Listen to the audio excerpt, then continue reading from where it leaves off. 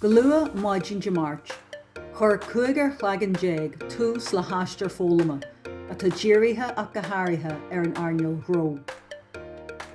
Is cóibrú é an cúrsa seo idir Leitir Ceanainn agus ifig fiantar áitiúil earnáil, agus séamas ó ghalahóir scór an isisiú údaras na Gaeltachta mar cheagascóir air.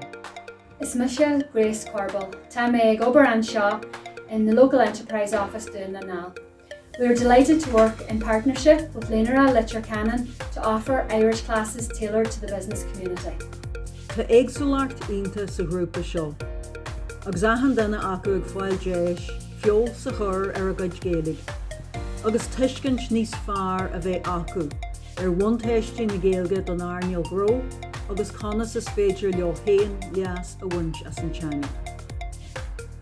Is Misha Trish Hegarty, Stuart Hoare agus Unair Inish Communications, Caster Public. I've always loved the Irish language, but I've never achieved the level of fluency I'd really like. I want to use it more in my business. I want to be able to hold up my end of the conversation when I'm dealing with Irish language media. But it's also great, not just to learn better Irish, but to learn business Irish and to connect with other businesses who also want to learn more. So be Gaeilge. And Cormac McCormack is Anam Dum. I am doing the Irish course to improve my Irish. I'm the area president of St Vincent de Paul in Letterkenny, and I also travel to different meetings around the county. And it's nice to be able to converse with people in the Gaeilge areas, and that's basically what I want to do.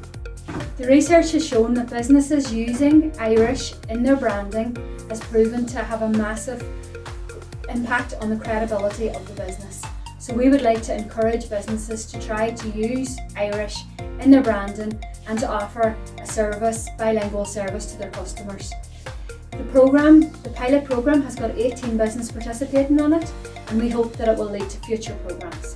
Tá ma sim leatsa an cúrsa seo a dheanú sa taithí, John Teagháil Liomsa, Barbara í Chahal, Náide Horta sé, Náide Searta Cúig, Hain a sé a trí.